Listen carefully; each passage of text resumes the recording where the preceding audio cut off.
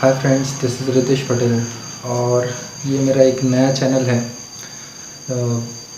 मैं इसमें केवल और केवल एजुकेशनल वीडियो डालूँगा और एजुकेशनल वीडियो में केवल हिस्ट्री का टॉपिक है जो मैं अभी फ़िलहाल में पढ़ाऊँगा। बाद में काफ़ी इंटरेस्टिंग वीडियोस भी मैं अपलोड करने वाला हूँ और धीरे धीरे हिस्ट्री के जो लेक्चर्स हैं, मतलब प्राचीन भारत से लेकर के मैं मॉडर्न इंडिया तक पढ़ाऊँगा। मतलब आपका जो वन डे एग्ज़ाम का जितना भी सिलेबस होता है मैं वो सारा कंप्लीट कराऊँगा। यहाँ तक कि आपके सारे के सारे क्वेश्चन, यहाँ तक कि प्रीवियस ईयर के आप जितने भी क्वेश्चन यदि लगाने की कोशिश करेंगे मेरे पढ़ाने के बाद, तो डेफिनेटली वो सब के सब टिक होंगे, 101% टिक होंगे। चलिए, तो आज का एक मैं जनरली स्टडी है, ये एक नॉर्मली सा एक इतिहास का टॉपिक लिया है मैंने, जिसमें कि मैं एक ओवरव्यू दूंगा और जो अगला नेक्स्ट जो भी मेरा वीडियो होगा, जो भी अपलोड होगा, वो मैं सिलेबस के ऊपर बनाऊंगा कि कितना मैं सिलेबस पूरा कवर करूंगा वन डे एग्ज़ाम्स के लिए। ओके, तो ये, और यदि आप लोग जानना चाहते हैं कि यूपीएससी वगैरह के लिए बेनिफिशियल होगा, नहीं तो बिल्कुल बेनिफिशियल होगा, लेकिन आप उसके लिए फिर प्योर हिस्ट्री पढ़नी होगी। बट इसमें केवल मैं वन डे एग्ज़ाम पढ़ाऊँगा। यदि आप लोग मुझे पसंद करेंगे या प्यार देंगे तो मैं डेफिनेटली आपको फुल हिस्ट्री यूपीएससी के हिसाब से भी पढ़ाऊँगा। चलिए, फ़िलहाल में हम इतिहास का टॉपिक स्टार्ट करते हैं। ये मेरा पहला वीडियो है, तो like, share and subscribe. Okay, Come on, let's do it. तो ऑलरेडी मैंने इधर पे लिख रखा है, आई होप आपको समझ में आएगा। इतिहास मतलब कि हिस्ट्री।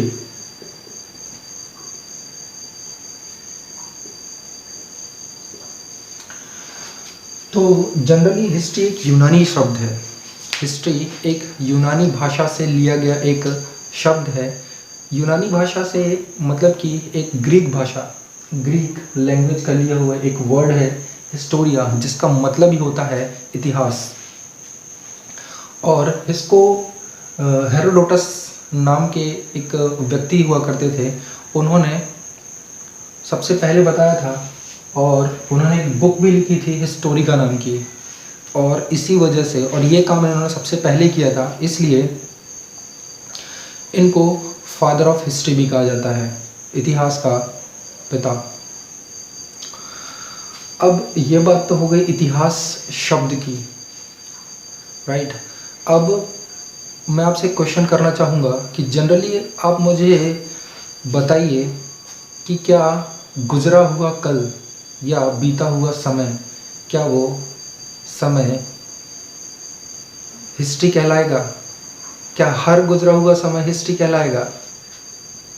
नहीं, हर गुजरा हुआ समय हिस्ट्री नहीं कहलाएगा।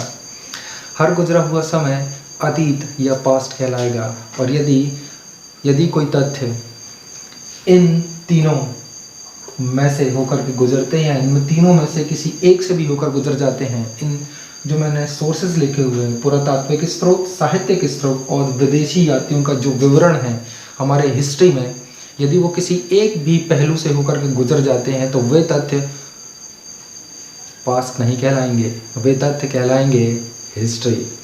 ठीक है। अब ये पुरातात्विक स्रोत की मैं बात करता हूँ, जिसको हम आर्कियोलॉजिकल सोर्स बोलते हैं। साहित्यिक स्रोत की बात करता हूँ, जिसे लिटरेसी सोर्स बोलते हैं। और विदेशी यात्रियों का विवरण, जिसको कि हम डिस्क्रिप्शन ऑफ फॉरेनर ट्रैवलर्स बोलते हैं। अब यदि मैं पुरातात्विक स्रोतों की बात करूं या आर्कियोलॉजिकल सोर्सेज की मैं बात करूं, तो उसमें से भी 5 ऐसे इन सोर्सेज में 5 ऐसे हैं जो पुरातात्विक स्रोत को बनाते हैं, मतलब कि आर्कियोलॉजिकल सोर्स को बनाते हैं। अब वो कौन कौन से हैं आपके सामने लिखा हुआ है, मैं केवल आपको बता करके बताऊंगा। ठीक है। हालांकि मैं ऐसे नहीं पढ़ाने वाला हूँ कि मैंने लिख दिया और मैं बस पढ़ाना, ये सब ऐसे नहीं करूँगा। ये मेरा पहला वीडियो है, तो थोड़ा सा हेजिटेशन होता है, आप लोगों को भी पता है, आप लोग समझ सकते हैं इस बात को। तो मैंने पहले इसको लिख लिया और उसके बाद मैं आपको समझा रहा हूँ, ताकि मैं आपको अच्छे से समझा सकूँ कि मैं बता क्या रहा हूँ। ठीक है। और आपको मेरा समझाने का तरीका आई होप पसंद आएगा। अब ये जो फॉसिल्स हैं, मतलब कि अवशेष हैं, ये एक पुरातात्विक स्रोत का एक पार्ट है। ये 5 चीज़ें मिलकर के पुरातात्विक स्रोत बनाती हैं: अवशेष, अभिलेख, इंस्क्रिप्शंस, मोनूमेंट्स, स्मारक, कॉइन्स, सिक्के, स्टैचू, मूर्ति। ये सारी चीज़ें मिलकर के पुरातात्विक स्रोत बनाती हैं। अब फॉसिल्स क्या होते हैं, अवशेष क्या होते हैं? अब पुरापाषाण काल, जब मैं आपको हिस्ट्री के सिलेबस बताऊंगा तब मैं आपको पुरापाषाण काल भी बताऊंगा। तो पुरापाषाण काल में हम जानते हैं कि आग की खोज की गई, और यदि पुरापाषाण काल में आग की खोज की गई तो इसका ये मतलब नहीं होता कि हमने आग का उपयोग करना भी पुरापाषाण काल में ही सीखा। नहीं, पुरापाषाण काल में हमने आग का उपयोग करना नहीं सीखा। उसी समय हम बड़े बड़े पत्थरों, बड़े बड़े स्टोन्स के औजार बना करके शिकार किया करते थे, क्योंकि हम आदि मानव थे। और यही तो बताता है कि हम आदि मानव थे। ये किसने बताया? बड़े बड़े औजारों ने। और यही तो है अवशेष। अब मान लीजिए कि यदि मान लीजिए ये मार्कर है, ये मार्कर है। अब किसी भी प्राकृतिक आपदा से इधर बाढ़ आ जाती है या ये पूरा का पूरा सर्वनाश हो जाता है, जैसे कि सिंधु घाटी सभ्यता का होता है 1750 ईस्वी में, 1750 BC में, बिफोर क्राइस्ट में। ऐसा ही यदि यहाँ पे हो जाता है तो कई हजारों साल बाद जब ये मार्कर किसी को मिलेगा तो ये एक अवशेष कहलाएगा। बस इसी तरह हमें अवशेष मिलते चले गए। अब मैं बात करता हूँ अभिलेख की। तो अभिलेख में क्या होता है, इंस्क्रिप्शन में क्या होता है? सबसे पहले जो इंस्क्रिप्शन, मतलब कि सबसे पुराने इंस्क्रिप्शन जो माने गए हैं वो अशोक के माने गए हैं, सम्राट अशोक के। तो मौर्य वंश के जो चंद्रगुप्त मौर्य थे, फिर बिंदुसार आए, बिंदुसार का ही बेटा था अशोक। तो अशोक से जो सबसे पुराने अभिलेख हैं वो अशोक के हैं। जो बोला जाता है ना मेरठ अभिलेख और इलाहाबाद अभिलेख, ये सारे अभिलेख जो हैं ये अशोक के टाइम के हैं, जो अशोक के बारे में जानकारी देते हैं। जैसे कि हाथी गुफा अभिलेख। अब हाथी गुफा अभिलेख लिखवाया किसने था? हाथी गुफा अभिलेख लिखवाया था खरवाल नाम का एक राजा हुआ करता था, चेदी वंश का एक राजा हुआ करता था, उसने लिखवाया था। और इसी खरवाल के द्वारा लिखवाया गया हाथी गुफा का अभिलेख के द्वारा ही हमें कलिंग युद्ध की बारे में पता चलता है कि कलिंग युद्ध 261 BC में हुआ था। और किस लिए हुआ था? ये जस्ट केवल हाथियों को प्राप्त करने के लिए हुआ था। और कलिंग को ही तो, उड़ीसा को ही तो बोला जाता है कलिंग। चलिए, ये बात तो हो गई अभिलेख की। तो अभिलेख से हमको पता चला, इंस्क्रिप्शन से हमको पता चला कि 261 BC में कलिंग का युद्ध हुआ था, राइट? तो ये किससे पता चला? अभिलेख से, इंस्क्रिप्शन से। यही तो महानता है हमारे हिस्ट्री की, कि हर एक स्रोत, हर एक सोर्स हमको अतीत के बारे में बताता है कि वो केवल अतीत नहीं है, वो एक हिस्ट्री है, वो इतिहास बन चुका है। चलिए, अब मैं बात करता हूँ स्मारक की। स्मारक, मोनूमेंट्स। अब यदि मैं स्मारक की बात करूँ तो जैसे कि हम सभी जानते हैं कि शाहजहां जो बनाया था, ताजमहल जिसने बनाया था वो शाहजहां ने बनवाया था, राइट? वैसे ही कुतुब मीनार की बात करूं तो कुतुबुद्दीन ऐबक ने बनवाया था कुतुबुद्दीन, मतलब स्टार्ट जो किया था, इनिशियल जो किया था वो कुतुबुद्दीन ऐबक ने ही किया था, है ना? बुलंद दरवाज़ा, और जहांगीर की न्याय की जंजीर, यही तो है स्मारक, जो स्मृति प्रदान करते हैं, जो ये बताते हैं कि अतीत नहीं रहा, अब वो हिस्ट्री बन चुका है, केवल इन स्रोतों के कारण। ये जो स्रोत दिए हैं ये इन्हीं स्रोतों के कारण है। चलिए, अब मैं बात करता हूँ सिक्कों की। तो एक गुप्ता डायनेस्टी होती है, गुप्त काल होता है, और गुप्त काल में ही एक महान राजा समुद्रगुप्त हुआ करता था। अब यदि ये समुद्रगुप्त हुआ करता था तो तो समुद्रगुप्त के बारे में कैसे पता चला? तो समुद्रगुप्त के बारे में उन्हीं के एक राज कवि हुआ करते थे, राज दरबार के कवि हुआ करते थे, हरिशेन।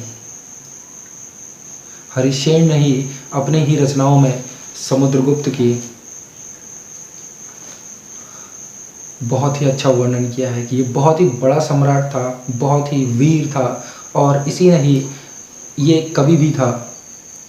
इसी की रचनाओं से मिलते हैं, इसी की द्वारा रचित रचनाओं के द्वारा हमको पता चलता है कि इसने भी एक कॉइन चलवाया था। कॉइन में इसी के एक वीणा वादित चित्र इसका उसमें उस सिक्के में माढ़ा गया था। और यहीं से तो हमको पता चलता है कि जो यंत्र वो जो बजा रहे थे वही तो हमारा सबसे पुराना यंत्र है।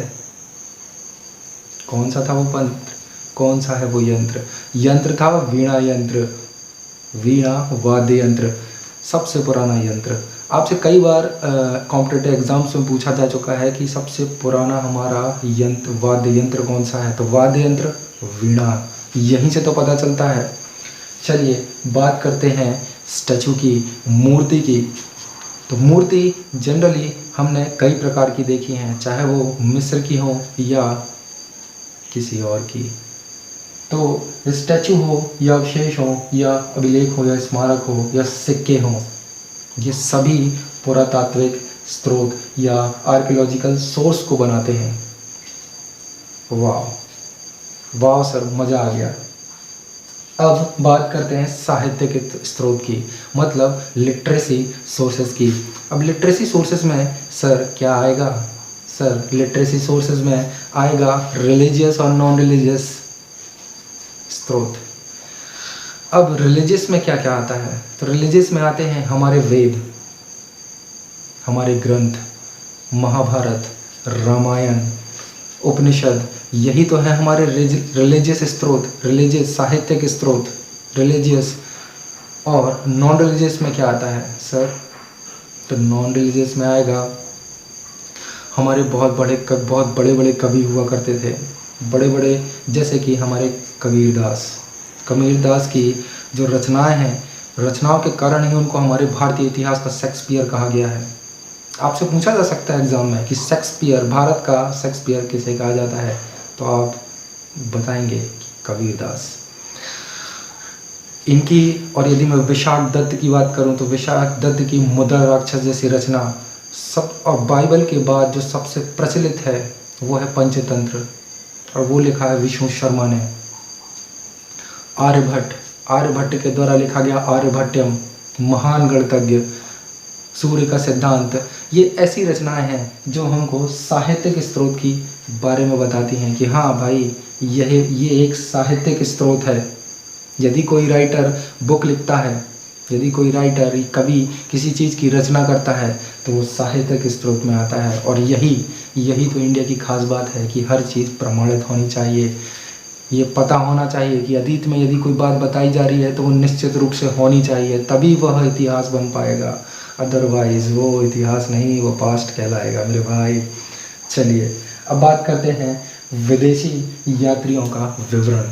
मतलब कि यदि विदेशी यात्रियों की यदि मैं बात करूं तो हर एक राजवंश में कभी ना कभी कोई ना कोई यात्री आता रहता है, और यात्री आता है तो वो उस राज की, उस वंश की बखान अपनी बुक में ज़रूर करता है। ऐसे ही एक मोहम्मद बिन तुगलक के टाइम पे आया था इब्न बतूता, उसने एक बुक लिखी थी रहलनामा, और इस रहलनामा ने ही तो बताया था उसने मोरक्को और भारत के बीच का व्यापार, और ये भी तो बताया था कि मोहम्मद बिन तुगलक जो था वो पूरे के पूरे हिंदुस्तान में कब्जा कर चुका है, और हिंदुस्तान में कब्जा कर तो चुका है लेकिन केवल 3 जगहों छोड़ करके। कौन कौन सी? बलूचिस्तान, राजस्थान और राजपूताना। इन तीनों को छोड़कर वो पूरे भारत में विजय प्राप्त कर चुका था। यही तो बताया था इब्न बतूता ने।